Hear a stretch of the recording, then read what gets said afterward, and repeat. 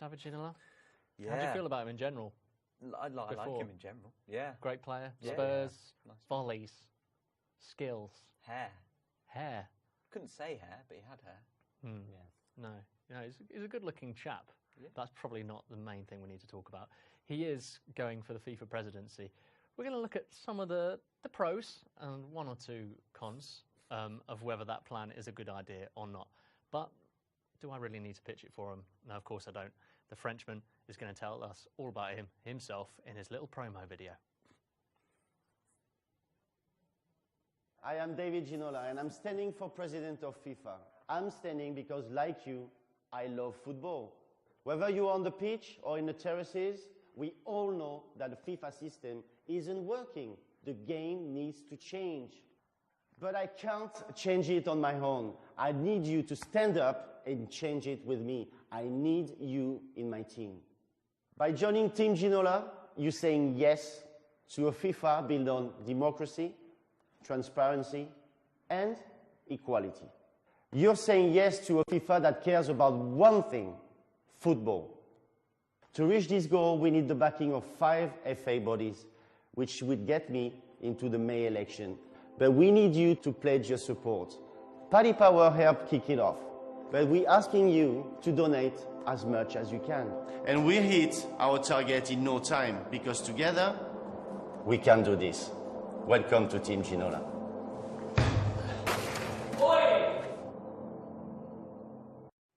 Really wish we had a ball there. Just caught that. That would have been dramatic. There he is, David Ginola, still looking good. Lovely jacket, lovely navy jacket. Yeah, that's all got thumbs up from us. What was your emotional journey, both of you, when you heard that David Ginola is going for the FIFA presidency? Journey. Yeah, well, instinctively, did you think it was a fast score? You thought, hang on, this could be interesting. You could freshen it up. You know, a player that loads of fans could get behind, could be positive for the election race, or not. What are your thoughts, Alex? Probably the latter, as you mentioned there. I know, I hate to kind of, put things on this bonfire. Yeah, you could be watching. And I think it's nice, it's healthy to have a bit of competition. Compared to last time. In the election compared to last time, where basically it was just sort of a coronation for Blatter. But having said that, there's a lot of well-publicised things around it. He's getting support and being paid very handsomely by a betting company. They want donations from people to put towards it. I think they need to raise £2.3 million or something, which I don't know. It's not quite clear what for. Yeah. They need to raise 2.3 million. Well, they've sort of broken down on the website. Oh, really? But it's things like going into PR marketing, and stuff. PR, and then there's a line for David Ginola's fee of 250 grand as well. Right. So that's the really difficult one, isn't it? Because obviously he comes across, relatively passionate there about how, this is an important thing for him to be doing, and it's just like that really would have resonated a little bit more if he'd just done it for free.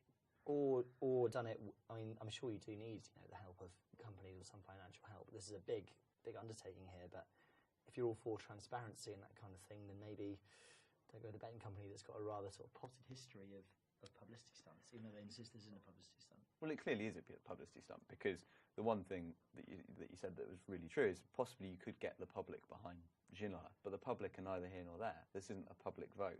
If it was a public vote, Blatter would have been gone years ago. But this is a vote within FIFA. So how is it possibly going to have any impact to get this guy from outside saying, let's come in and clean up FIFA? With 10 days to go, isn't it, until the deadline? Exactly, with a few days to go, and he's raising all this money. It's basically saying to FIFA, let this guy come in and make a mockery of all of you and win this election. But he's not going to get any votes. But there's a number of sort of caveats and conditions. What does he need? To fill. What does he need to do? Before the January the dream come true. It's January 29th is the deadline. You've got to have sort of a nomination from 5 federations. I think it's 209 in total within FIFA.